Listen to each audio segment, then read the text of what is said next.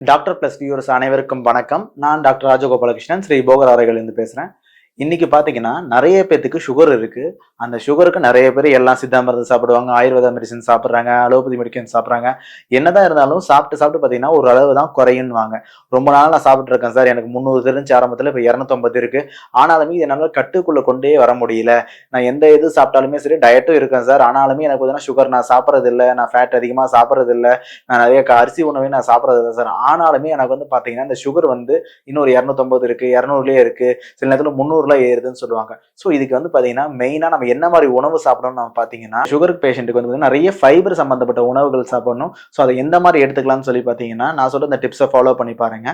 தினமும் காலையில வந்து பாத்தீங்கன்னா எந்திரிச்ச உடனே நெல்லிக்காய் ஜூஸ் எடுத்து அதுல கொஞ்சமா மஞ்சத்தூள் கலந்து கொஞ்சமா வெந்தய பொடி இது ரெகுலரா எடுத்துக்கிட்டே வந்தீங்கன்னா, ஏன்னா வெந்தயத்துல நிறைய ஃபைபர் கண்டென்ட் இருக்கு, நெல்லிக்காயில விட்டமின் சி இருக்கு, மஞ்சத்தூள்ல வந்து பாத்தீங்கன்னா ஆன்டி ஆக்சிடென்ட் இருக்கு. ஸோ இது மூணுமே எடுக்கும்போது பாத்தீங்கன்னா உடம்புல இருக்க உஷ்ணமும் நல்லா குறையும். இது வந்து ஒரு ரசாயனமா நம்ம உடம்புல ஆக்ட் ஆகி லிவரை நல்லா வந்து பக்குவப்படுத்தி அதுல இருக்க என்சைம் கட்டுப்படுத்தி நமக்கு வந்து சுகரோட தன்மை வந்து குறைக்க செய்யுது.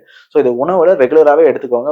எதர் காலையில இல்லைன்னா சாயங்கால வேலைகளை இந்த மாதிரி எடுத்து பாருங்க, நல்லாவே உங்களுக்கு சுகர் குறையும். மேலும் வந்து பாத்தீங்கன்னா இந்த உணவு வந்து ரெகுலரா வந்து ஒவ்வொரு வேலையுமே சாப்பிட்றதுக்கு முன்னாடி ஒரு சாலட் மாதிரி எடுத்துக்கோங்க. ஏதாவது வந்து பாத்தீங்கன்னா வெள்ளரிக்காய் இல்லைன்னா மாங்காய் இல்லைன்னா ஏதாவது ஒரு பாத்தீங்கன்னா கேரட்டோ பீன்ஸோ ஏதாவது ஒன்று சாலட் மாதிரி எடுத்துட்டு ரெகுலரா சாப்பிட்றதுக்கு முன்னாடி ஒரு 50 கிராம் சாலட் எடுத்துட்டு அதுக்கப்புறம் நீங்க உணவு சாப்பிடும்போது ஃபைபர் கண்டென்ட்டும் போகும், உங்களுக்கு வந்து பாத்தீங்கன்னா இந்த சாப்பாடும் சேர்ந்து உங்களுக்கு வந்து சுகரோட அளவு குறைக்கும். அது மட்டும் இல்லாம நீங்க ஒவ்வொரு வேலையுமே சாப்பிட்டு முடிச்சதுக்கு அப்புறமேட்டு காலையில மதியானம் இரவு 3 வேளையுமே சாப்பிடுவீங்க.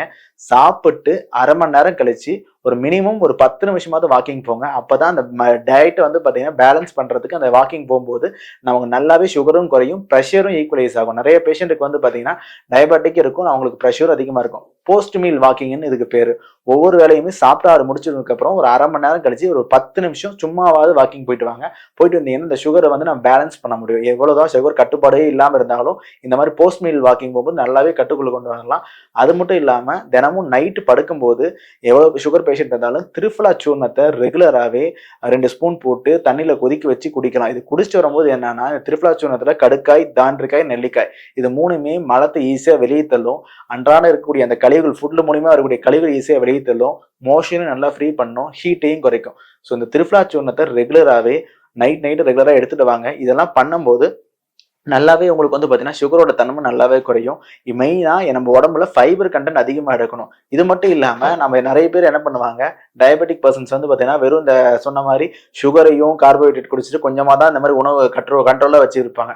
அது மட்டும் இல்லாம லிவரை நம்ம மெயினா பார்க்கணும். ஏன்னா நிறைய பேருக்கு லிவரோட மெயினோட இம்பார்ட்டன்ஸ் தெரிய மாட்டேங்குது. அதனால நான் என்ன சொல்றேன்னா, மெயினா வந்து பாத்தீங்கன்னா கீழாநெல்லி சூர்ணத்தை நீங்க டயபெட்டிக் பேஷண்டா இருந்தீங்க, கொலஸ்ட்ரால் அதிகமா இருக்குன்னா கீழாநெல்லி சூர்ணத்தை வாரத்துக்கு 3 நாள் வந்து பாத்தீங்கன்னா பொடி எடுத்து மோர்ல கலந்து ஒரு 11 மணி டைம்ல கம்பல்சரி வாரத்துக்கு 3 நாள் இல்ல தினமும் முடிஞ்சா கூட தினமும் இந்த மாதிரி சாப்பிட்டீங்கன்னா லிவரோட ஹெல்த் வந்து நல்லாவே இருக்கும். லிவரை நீங்க கரெக்டா மெயின்டைன் பண்ணீங்கன்னா சுகர் கண்ட்ரோல்ல நம்ம நிச்சயமாவே குணப்படுத்த முடியும். ஏன்னா லிவரை நம்ம யாருமே பாதுகாக்கிறதே கிடையாது. ஏன்னா லிவர் தான் மெயின் ப்ராப்ளமே. ஸோ அதனால சுகர் யாருக்கெல்லாம் இருக்கும் லிவரை நீங்க கம்பல்சரி பாருங்க. லிவர் பாதுகாக்கணும்னா ஜஸ்ட் கீழே நெளிச்சிடணும். அப்படி உங்களால கீழே நெளிச்சோறு கிடைக்கலையா, உங்க சோத்துக்கத்தால இருந்துச்சுன்னா சோத்துக்கத்தாலையே ஜூஸ் எடுத்து அதை மோர்ல கலந்து சாப்பிடுங்க. சோத்துக்கத்தால இல்ல கீழே நெல்லி ஏதாவது ஒன்று சாப்பிட்டா மட்டும்தான் உங்க லிவர் நல்லா ப்ரொடக்ட் பண்ண முடியும். உங்களுக்கு ஆன்டி ஆக்சிடென்ட் நிறைய கிடைக்கும், விட்டமின் சியும் கிடைக்கும். ஸோ கீழே நெல்லி ரொம்ப முக்கியம். லிவரை நீங்க ப்ரொடக்ட் பண்ணா மட்டும்தான் சுகரை நம்ம வந்து முற்றிலையும் குணப்படுத்த முடியும். ஸோ அது மட்டும் இல்லாம நிறைய பேருக்கு சுகரோட சேர்ந்து கொலஸ்ட்ரால் அதிகமா இருக்கும். நான் சொல்றேன் இந்த ஒரே ஒரு சின்ன வெந்தய பொடி தான். அந்த வெந்தயத்தை வந்து பாத்தீங்கன்னா வறுத்து பொடியாக்கி ஒரு டப்பால போட்டு வச்சுக்கோங்க. 3 வேளையுமே சாப்பிட்றதுக்கு முன்னாடி ஒரு ஸ்பூன் வெந்தயத்தை சாப்பிட்டுட்டு அதுக்கப்புறம் உணவு சாப்பிட்டு பாருங்க. உங்களுக்கு வந்து குட் சாலிபிள் ஃபைபர்ஸ் வந்து நல்லாவே கொலஸ்ட்ராலை நல்லாவே குறைக்கும். யாருக்கெல்லாம் டயபெட்டிக்கோட கூடிய கொலஸ்ட்ரால் இருக்கும், இந்த மாதிரி 3 வேளையும் வெந்தய பொடியை மட்டும் சாப்பிட்டு வந்தீங்கன்னாவே ஹீட்டும் குறையும், சுகரையும் குறைக்கும், கூட கொலஸ்ட்ராலையும் குறைக்கும். ஸோ இந்த மாதிரி உணவுகளை நீங்க ரெகுலரா ஃபாலோ பண்ணிட்டு வந்தீங்கன்னாவே நீங்க டயபெட்டிக் மெடிசனோடு சேர்ந்து இந்த உணவோடு கம்பல்சரி ஃபாலோ பண்ணுங்க. ஏன்னா ஃபைபர் ரொம்ப ரொம்ப முக்கியம்.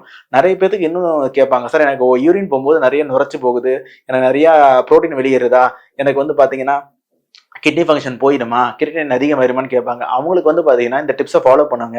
வாரத்துக்கு 2 நாள் மட்டும் சிறுபீலை இல்லைன்னா நெரிஞ்சில் நாட்டு மருந்துகள் கிடைக்கும்.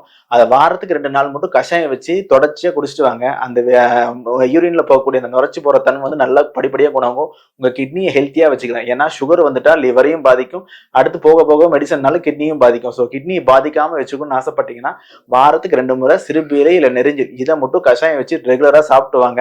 100% நீங்க சுகர்ல இருந்து பின்விளைவு இல்லாம தப்பிக்கலாம். ஏதாவது சுகரை பத்தி டவுட் இருக்கு, இல்ல மெடிசின்ஸ் ஏதாவது தேவைப்படுது, இல்ல உங்களுக்கு ஏதாவது வேணும்னா கீழே ஒரு நம்பருக்கு கான்டாக்ட் பண்ணுங்க. நன்றி, வணக்கம்.